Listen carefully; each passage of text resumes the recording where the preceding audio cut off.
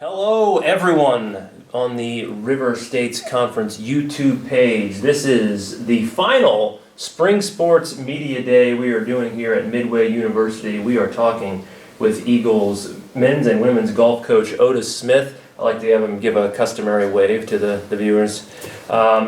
Little short-handed on this one today. We're recording this on spring break, and college kids gallivanting around with their fast-paced lives. They were not able to join us, but we are lucky here to have Otis joining us. And you guys gone through the fall already. Getting ready for the spring. Just based on, how did you like the way the fall went, and how do you feel like you guys are progressing as you're getting into the spring portion of the season? That's a great question. I think if we're going to do comparisons, obviously the women had a pretty good year. We got one win in the fall, which was our fall conference championship, which I thought was really good.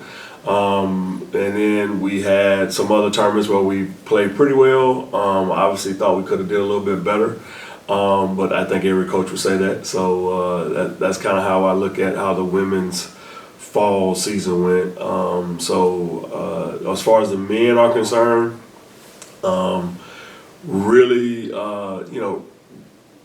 really think that we underachieved a little bit, to be honest with you. We have a very good team, very good group of guys.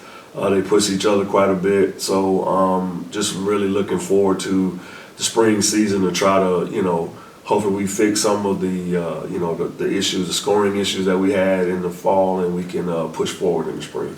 And I know you talked about improvement. Is that? Obviously, we know the last few, the men have won 3 straight RSC championships. The women in the last 7 years have 5 championships with 2 runner-up. Does that, when you get to that level, do you ever feel like maybe you're, I don't know if picky's the right word, but do you get you're picking things apart, based knowing what obvious standards. Well, yeah, obviously the key is to stay motivated to win, and for even myself, as a competitor, I want to win whatever I'm doing, if it's tiddlywinks or if it's, golf or if it's, trying to write a paper or something. I'm going to try to do the best and compete when I do it. And so for me, my goal for both of the teams is just to always keep them, competitive and fresh and trying to find whatever that takes to motivate them to continue to be great. We've had some success on both sides, like you said, 3 conference championships in a row on the men's side, and then we were 5 in a row, and then a couple of runner-ups, I think is what it is. So, so obviously trying to get the women back on top has been a huge priority for me, and then trying to keep the men on top is a huge priority. So, for me, the competitive nature in me as a coach comes out, and I just want to win, and I want the players on the team to understand and at least feel my passion for it. And I think if I do that, I do my job in that light, then they will continue to do good. It's my thought process. Is tiddlywinks a popular game amongst the players? No, it's just an old saying that an old guy used to play a lot of golf would say. I say, I don't care what we're playing, if it's tiddlywinks, I'll beat you. So it's been stuck in my head from a long time. That feels like good content, for the future for anyone at the RSC. Mental note. But we'll go to the men. Obviously, you're bringing back. Well, first of all, you bring back the medalist at last year's River States Championship and a good core around them. Just how excited are you to see what that group can do? Yeah, very excited. You mentioned Hayes. Hayes coming off a great year last year, winning the conference championship individual title as well. Played phenomenal, so he did really well with that. Very excited for him, very excited that he started his game, kind of peaked at the right time last year. This year, he's playing well again. Not quite as well as he would want to play out. I think he would say the same thing, and the standard that we have, but he's right there in the mix. Another player on the team that played really well this fall is Jack Bedell. Jack was runner-up in the fall championship, lost in the playoff. but he played really well. So, we have a good, core of guys that are back. Gage Gregory, Ben Spencer, these are some of the kids that were in the mix last year and are back again this year. Then I brought in some freshmen that are really pushing those guys. So we're in pretty good shape. Very happy to kind of see where the team is. Like I say, the core is there, the nucleus of the team is there. So the key is just try to bring the new faces and the new players in, and continue to get them to fight and push. And if you have, we got 14 players on the roster, and literally all 14 of those players are capable of being in the lineup at any point in time. So I'm just excited to kind of see how things go, and I'm really excited to see how they push each other to greatness. Is what I'm looking for. And the women's team's got a bit of that mix too, with older and new. Just how well that you like. Well, what is your expectation to see like how that group's going to come together? Yeah, from the women's standpoint, it's kind of the same thing. We've had the same core group for quite a while. I did bring in some freshmen, this year to kind of bolster the lineup up, and as well as push some of those older kids that have been here. We have some of our returners who've been really great for us. Obviously, we got fifth-year senior Emily Hill. She's been a 5-year competitor now with the COVID year. She's doing a COVID year this year, obviously, and she's been great for us for 5 years. Very consistent player for us.